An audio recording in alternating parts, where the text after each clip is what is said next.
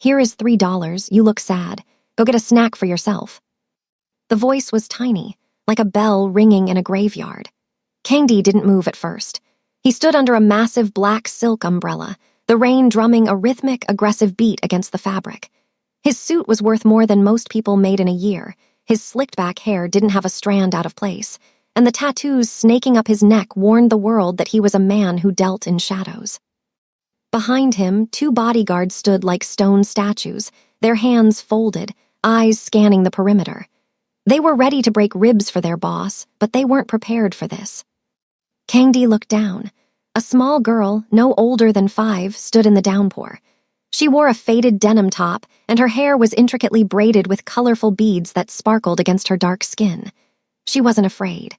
While most grown men in Seoul crossed the street to avoid Candy's gaze, this child was reaching out, pressing 3 crumpled bills into his hand.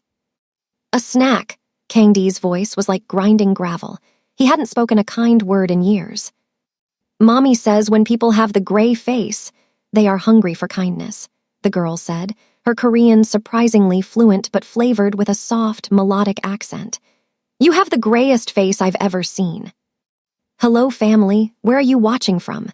Drop it in the comments so I can send you special regards for being part of the Afro Mafia Stories family, and also hit the subscribe button to subscribe to this channel. Now let's continue the story." Candy felt a sharp, unfamiliar pang in his chest. He looked at the $3. It was lunch money. It was a fortune to a child. He looked up to find where she had come from, and his eyes met a woman standing 20 paces away. She was a black woman, perhaps in her 30s, wearing a thin jacket that was soaked through. She looked exhausted, the kind of exhaustion that goes deeper than sleep. Her eyes widened in pure, visceral terror as she realized who her daughter was talking to. She knew the tattoos. She knew the black sedans idling at the curb. She rushed forward, her boots splashing in the puddles. "Maya, no, come here." She grabbed the girl's hand, bowing deeply and repeatedly to Candy, her voice trembling. "I am so sorry, sir. She is just a child. She didn't mean to bother you. Please, please forgive her." Candy didn't respond.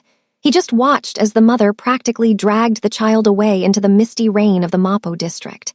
He looked down at the $3 in his palm. His bodyguard stepped closer. "Boss, should we clear them out?" one asked. Candy closed his fist over the money, his eyes fixed on the woman's retreating back. "No," he whispered. "Find out where she works." Amara's heart was still hammering against her ribs like a trapped bird as she clocked into her second shift at the 24-hour convenience store. She had moved to Korea with dreams of teaching and a better life, but the reality of being a single mother and an immigrant had turned into a cycle of debt and survival. She watched Maya coloring on a piece of cardboard in the back room. "Maya, you must never talk to men like that," Amara whispered, her hands shaking as she stocked shelves with ramen. "That man is a king of the dark. He doesn't want snacks." "But he was crying, Mommy," Maya said without looking up. "Not from his eyes, from his soul." Amara sighed, rubbing her aching back. She didn't have time for soul talk. She owed 5 million won to a group of local thugs who charged 30% interest weekly. She was drowning. Outside, the rain continued. She didn't notice the black sedan parked at the edge of the street lamps. Inside the car, Candy watched the store's monitors through a hacked feed on his tablet. He watched Amara handle rude customers with a polite smile, watched her sneak a piece of bread to her daughter, and watched her wince every time the door chime rang. He saw the exhaustion. He saw the gray face the child had mentioned. Suddenly, the store door swung open with a violent crash. 3 men entered. They weren't wearing suits like Candy. They wore tracksuits and cheap gold chains. These were the vultures, low-level bottom feeders who preyed on those who couldn't fight back. "Hey, Africa," the leader shouted, slamming his hand on the counter. "Where is our money?" Amara turned pale. I told you I get my paycheck on Friday. Please, my daughter is right there."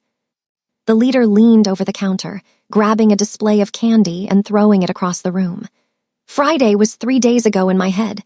Pay up, or we start taking things from this store. Or maybe we take that pretty little girl back there." In the car, Kangdee's grip tightened on the $3 bills until his knuckles turned white. He didn't wait for his bodyguards to open the door. The three thugs spun around, ready to attack whoever had interrupted them. When they saw Kangdi standing there, alone, his umbrella dripping onto the linoleum floor, the leader sneered. "Piss off, old man. This is vulture business," the thug spat. Kangdi didn't look at the men. His eyes were on Amara, who was shielding Maya behind her legs. The girl peeked out, her eyes brightening. "The sad man," she chirped. The lead thug laughed. "The sad man? Is this your boyfriend, Africa? He looks like he's got one foot in the grave." Kangdi finally looked at the leader. It was a look that had ended wars in the Busan shipyards. "You are making a lot of noise in a very quiet neighborhood," Kangdi said softly. "And what are you going to do about it?" The thug pulled a small flick knife from his pocket. In one fluid motion, Kangdi stepped forward. He didn't use a weapon. He grabbed the man's wrist, and with a sickening crack, the knife fell to the floor. The thug screamed, dropping to his knees. The other two lunged, but the door burst open as Kangdi's bodyguards moved in like shadows. It was over in seconds, not a single shot fired, just the sound of heavy impact and the whimpering of broken men. "Take them to the alley," Kangdi ordered. "Remind them who owns the air they breathe." The bodyguards dragged the vultures out. Silence returned to the store, save for the hum of the refrigerators. Amara stood frozen, clutching Maya. She wasn't relieved, she was terrified. She had just seen one monster devour another. Kangdi walked toward the counter. He reached into his pocket and pulled out the $3. He set it carefully on the counter next to the cash register. "You dropped this," he said. Amara looked at the money, then at him. Why did you help us? People like you don't do things for free." Kangdi looked at the little girl, then back at Amara. "Your daughter bought a debt she couldn't afford. I'm just here to make sure the interest is paid." He turned to leave, but Amara called out, "They'll come back. Once you're gone, they'll kill us for what you did to them." The drive to the Gangnam district was silent, save for the hum of the Mercedes-Benz and the soft breathing of Maya, who had finally fallen asleep against her mother's side. Amara looked out the window, watching the neon signs of Seoul blur into streaks of electric blue and cherry red. She felt like a prisoner, even though the leather seats were softer than any bed she had ever slept on. Kangdi sat in the front passenger seat, his silhouette sharp and unmoving. He wasn't looking at her, but she could feel his presence, a heavy, suffocating weight. "Where are you taking us?" Amara finally whispered, her voice cracking. "I have a job, I have a life. You can't just pluck us off the street because you played hero for 5 minutes." Kangdi tilted his head slightly, catching her eye in the rearview mirror. "The men I removed tonight were low tier. Their boss, a man named Choi, is a vulture who doesn't like losing his meal. If I left you at that store, you wouldn't have made it to sunrise. You aren't being kidnapped, Ms. Amara. You are being relocated." "I don't need relocation. I need my paycheck," she hissed, trying not to wake Maya. "Your paycheck is 2 million won," Kangdi said coldly. "Your debt is 5 million. Your life is worth 0 to them. Do the math." The car pulled into the underground garage of a high-rise complex that looked like a fortress of glass and steel. Kangdi stepped out, and his bodyguard, a man named Min-ho, opened Amara's door. They were led to a penthouse that felt more like a museum than a home. It was cold, minimalist, and smelled of expensive sandalwood and old rain. "Sleep," Kangdi commanded, gesturing to a guest suite that was larger than Amara's entire apartment in Itaewon. "There is food in the kitchen, clothes in the closet. My men are at the door. You are safe." "Safe from who?" Amara asked, stepping toward him. "Safe from the world or safe from you?" Kangdi stepped into her space. Up close, she could see the faint scars on his knuckles and the exhaustion in his eyes that Maya had noticed. He reached into his pocket and pulled out a small, wrapped chocolate bar, something he must have grabbed from the store during the chaos. "Safe from everyone," he said, handing her the chocolate, "including yourself." The next morning, the sun hit the Seoul skyline like a sheet of hammered gold. Amara woke up to the smell of juk, Korean rice porridge, and fresh coffee. She found Maya already at the massive dining table, laughing as she tried to teach a stone-faced bodyguard how to play a hand-clapping game. Kangdi was at the head of the table, reading a physical newspaper, looking like a CEO rather than a mobster. He looked up as Amara entered. "Sit," he said. "We need to talk about your future." My future involves going back to work, Amara said, her defensive walls back up. I appreciate the breakfast and the protection, but I don't belong here. People like you and people like me, we don't occupy the same universe.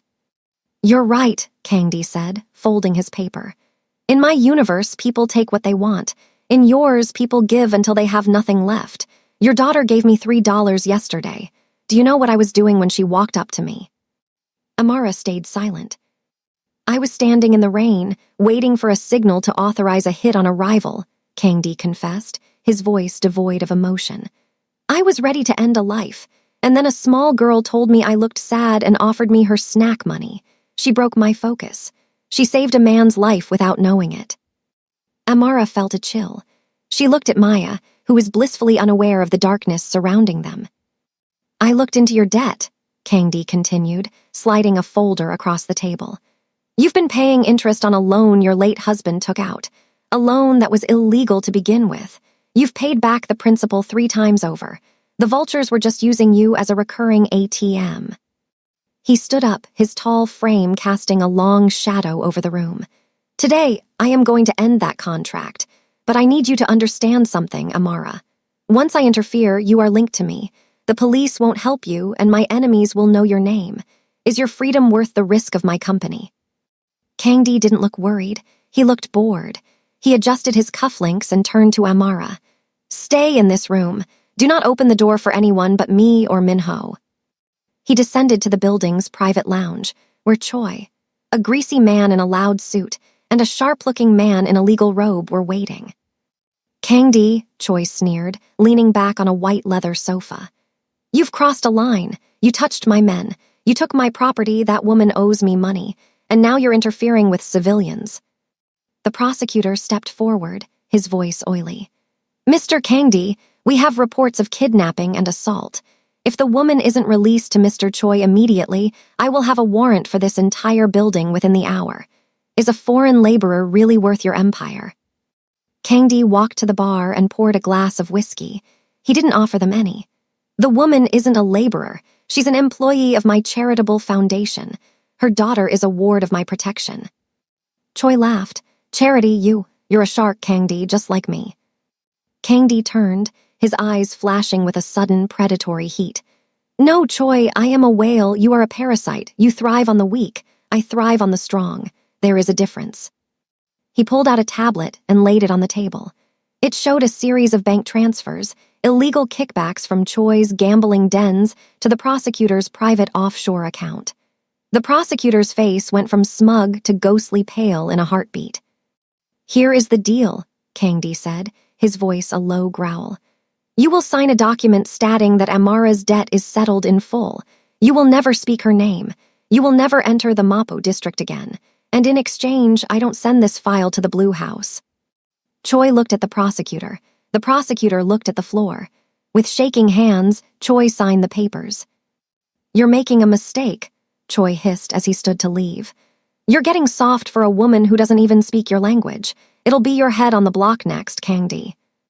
As they left, Kangdi stood alone in the lounge. He looked at the $3 bills, which he had framed in a small glass case on his desk. He had won the battle, but he knew Choi was right about one thing. He was changing. The air in the shipping yard felt like it had been sucked out of a vacuum. The only sound was the metallic patter of rain hitting the rusted iron containers. Choi's finger whitened on the trigger of the pistol. He was a man who had built an empire on bullying the weak, but standing inches away from Kangdi, he realized he had made a fatal miscalculation. He wasn't looking at a businessman. He was looking at the personification of the storm itself. I said stay back. Choi screamed, his voice cracking into a high, pathetic pitch. Amara looked up at Kangdi. She saw the barrel of the gun pressed into her own temple, but more importantly, she saw the look in Kangdi's eyes. There was no fear for his own life. There was only a terrifying, focused clarity. In that moment, she realized he wasn't just protecting them because of a debt. He was protecting them because they were the only light left in his gray world. You're shaking, Choi, Kangdi said, his voice as calm as a frozen lake. A man who shakes shouldn't hold a weapon. It leads to mistakes, and I am not a man who forgives mistakes. Kangdi took another step. The muzzle of the gun was now pressed directly against the center of his own forehead. He had moved the danger away from Amara and onto himself. It was a move of pure, calculated sacrifice. "You think you're a martyr?" Choi hissed, sweat beads rolling down his face despite the cold. "You think this makes you a hero? You're a killer, Kangdi. You've got more blood on your hands than I'll ever have." "I know exactly what I am," Kangdi replied. "I have earned my place in the dark, but these two, they belong to the sun, and you are standing in their way." In a blur of motion that the human eye could barely track, Kangdi moved. He didn't go for the gun first. He shoved Amara toward the safety of the container gap and twisted his body. The gun went off, the roar of the discharge echoing like a cannon blast through the shipyard, but the bullet grazed nothing but the air where Kangdi had been a millisecond before. Kangdi's hand clamped onto Choi's wrist like a hydraulic press. There was a sickening snap, and the gun clattered to the wet concrete. Choi let out a primal howl of agony, but Kangdi didn't stop. He struck with surgical precision, a palm to the chest to collapse the lungs, a sweep of the leg to bring the man to the earth. Within seconds, the king of the vultures was pinned to the ground, gasping for air, his face pressed into a puddle of oily rainwater. Kangdi stood over him, his boot heavy on Choi's neck. He looked down at the man with a gaze that was colder than the Incheon Sea. "Minho," Kangdi called out. From the shadows, his loyal bodyguards appeared, their own weapons drawn and ready. They had surrounded the perimeter, cutting off any escape for Choi's remaining men. "Take him," Kangdi ordered, his voice devoid of the rage he had shown moments ago. "Hand him over to the authorities, not our usual contacts. Send the evidence of his human trafficking and extortion to the National Intelligence Service. I want him erased, not just from the streets, but from the books." As the guards dragged a sobbing Choi away, the tension began to drain from the yard. Kangdi stood there for a long moment, his chest heaving, his expensive suit ruined by grease and blood. He looked down at his hands, the hands of a man who had spent a lifetime taking. He felt a small, warm pressure against his leg. He looked down to see Maya. She had escaped the grasp of the other thug during the chaos and had been watching from behind a crate. She didn't look at him with horror. She didn't see the violence he had just unleashed. She walked up to him and wrapped her small arms around his knee. "You came," she whispered. "The sad man came to save us." Amara approached slowly, her legs still trembling. She looked at Kangdi, then at her daughter, then back at the man who had just risked his life to play a shield. The wall she had built around her heart, the wall designed to protect her from a world that had always been unkind to her, started to crumble. "You're hurt," Amara said, pointing to a crimson streak on his temple where the gun's slide had kicked back. "It's nothing," Kangdi said, though his voice was softer now. "It's not nothing," Amara insisted. She reached out, her hand hovering near his face before she finally made contact. Her skin was warm against his cold, scarred flesh. "Why did you do it? You could have let us go. You could have stayed in your tower." Kangdi looked at her, and for the first time in the entire story, a genuine, albeit small, smile touched his lips. It transformed his face from a mask of war into something human. "I told you," he said, "your daughter bought a debt, but I realized tonight I'm the one who owes her. She gave me back my soul for $3. That's a bargain I can never truly repay." Amara let out a breath she felt she had been holding for years. She didn't pull her hand away. In the middle of a dirty, rain-slicked shipyard, surrounded by the remnants of a life of crime, something new was beginning to grow. But as they walked toward the car, a new shadow emerged. A black sedan with government plates sat idling at the exit. A man in a sharp gray suit stepped out, the district prosecutor from the previous day, the one Kangdi had blackmailed. He wasn't smiling anymore. He had a file in his hand and a team of armed police behind him. "Mr. Kangdi," the prosecutor said, his voice echoing with a new, dangerous authority. "You thought you could threaten me. You forgot that while I may be corrupt, I am still the law, and the law doesn't like being humiliated." The flashing blue and red lights of the police cruisers reflected in the oily puddles of the shipyard, creating a mosaic of neon chaos. The prosecutor stood with his chin tilted high, a man who felt he had finally reclaimed the upper hand. To him, Amara and Maya were nothing more than pawns, minor characters in a grand game of power. Handcuff them, the prosecutor commanded, his voice trembling with a mixture of fear and triumph. Kangdi's hand remained frozen near the small of his back. His muscles were coiled, his eyes scanning the 6 armed officers. He knew he could take down the first 3 before they even cleared their holsters, but he looked at Maya. She was watching him, her big eyes reflecting the strobe-like lights. If he fought now, the last thing she would remember of him was a monster bathed in blood. "Wait," Kangdi said. The word wasn't a shout, it was a vibration that seemed to settle the air. He slowly raised his hands, palm out, showing he was unarmed. But he wasn't surrendering. He looked directly at the prosecutor. "You think you're using the law to bury me? You've spent too much time in mahogany offices, counselor. You've forgotten how the streets actually work." Kangdi reached into his inner breast pocket, not for a weapon, but for a burner phone. He pressed a single button and held it out. "Listen." A voice began to play over the speaker.